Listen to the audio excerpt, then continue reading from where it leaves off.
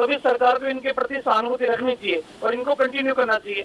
Bharatiya Janata party के तमाम नेता सरकार का इस ओर ध्यान दिला चुके, लेकिन एक हठधर्मिता पे सरकार आमदा है। कम से कम इनके भविष्य को देखते हुए इनको कंटिन्यू करना चाहिए। रामलाल शर्मा जी, बीजेपी की ओर से क्या कुछ कदम उठाए जाएंगे एक विपक्ष के तौर पर, या फिर इनके लिए क्या कुछ सहयोग किए जाएंगे? क्या रणनीति है बीजेपी की आगामी? देखिए, भारतीय जनता पार्टी के प्रदेश अध्यक्ष डॉक्टर सतीश पूनिया जी स्वयं इनके सीएचसी के धरने के ऊपर जाके हैं। उन्होंने अनेकों हमारे पूर्व मंत्री रहे उनको धरने के ऊपर भेजा है और सरकार पूरी तरीके से संज्ञान में लाने का काम हम कर रहे हैं और लोकतांत्रिक तरीके से जो भी इनको मदद चाहिए भारतीय जनता पार्टी के नेता और पार्टी तमाम इनकी मदद करने के लिए तैयार है।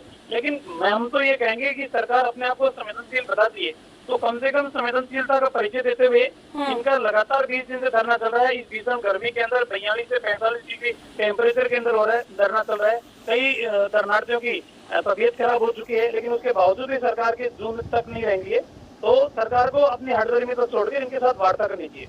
रामलाल जी, जैसा कि हम देख रहे हैं कि टेम्परेचर बहुत ज्यादा है और लोगों को परेशानियां हो रही हैं, उनके पास खाने के लिए खाना भी नहीं है, क्या बीजेपी इसे लेकर कोई मदद करेगी प्रदर्शनकारियों के लिए? पार्टी के कार्यकर्ता बिल्कुल निश्चित रूप से पार्टी के कार्यकर्ता समय समय के ऊपर इनकी मदद करने के लिए तैयार भी हैं, मदद कर भी रहे हैं। और हम तो ये चाहते हैं कि जो सीएचए की भर्ती के दौरान कई लोग ऐसे हैं जिन्होंने 8 महीने 9 महीने तक सेवाएं दी है, कईयों ने 6 महीने तक सेवाएं दी है,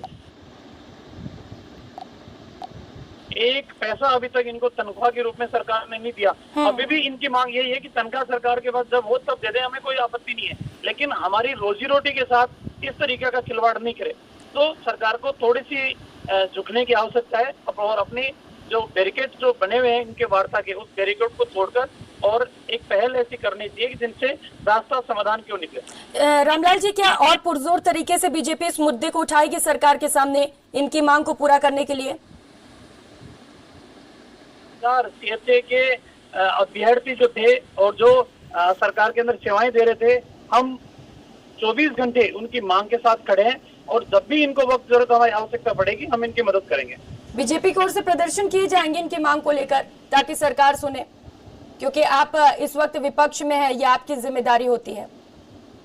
से लोकतांत्रिक तरीके से हम इनकी मांग को पुरजोर तरीके से हमारी संगठनात्मक दृष्टि से भी और हमारे पार्टी के नेता प्रतिपक्ष और उपनेता है उनके माध्यम से भी हम इनकी मांगों के साथ हैं। लेकिन रामलाल जी, जिस तरीके से हम तस्वीरें देख पा रहे हैं, गर्भवती महिलाएं भी इस प्रदर्शन में बैठी हुई हैं, कुछ महिलाएं छोटे छोटे बच्चों को लेकर बैठी हुई हैं, क्या अपील करेंगे आप सरकार से? देखिए, मेरी तो सरकार से अपील यही है कि सरकार एक तरीके से एक सहानुभूति पूर्वक और प्रजा उनकी और जनता उनकी एक तरीके से पुत्र के समान होती है, इसलिए सरकार को उसी तरीके से भाव रखते हुए और इनकी बातों को मानना चाहिए। और मानने में अगर कोई दिक्कत है, सरकार को लगता है कि जब हमारे पास वित्तीय बाहर आ रहा है, तो इनके साथ बैठ के कोई रास्ता ऐसा निकाले ताकि भविष्य के साथ खिलवाड़ भी नहीं और इनका समस्या का समाधान भी हो। जी बिल्कुल। रामलाल जी, खबर ये भी आ रही है कि जो कोविड स्वास्थ्य सहायक हैं वे दिल्ली कूच करेंगे, बड़ा ऐलान कर दिया गया है उनकी ओर से, क्या बीजेपी भी दिल्ली जाएगी उनके साथ?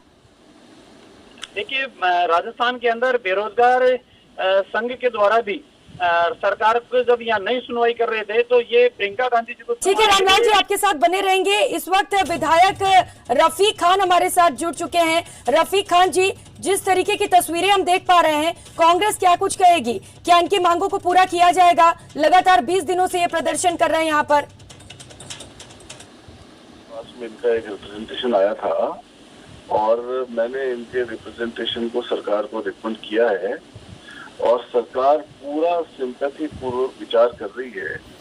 ये जब इनको भर्ती किया गया था तो एक पैंडेमिक का माहौल था पूरे देश के अंदर और ये भर्तियां खाली राजस्थान में नहीं पूरे हिंदुस्तान में हुई, क्योंकि ऐसे समय में लोगों को जब मेडिकल स्टाफ कम पड़ गए और पेशेंट्स की संख्या एकदम से बढ़ गई तो पूरे हिंदुस्तान में ये प्रॉब्लम आई कि भी आदमी टेम्पररी बेसिस पे भर्ती किया जाए।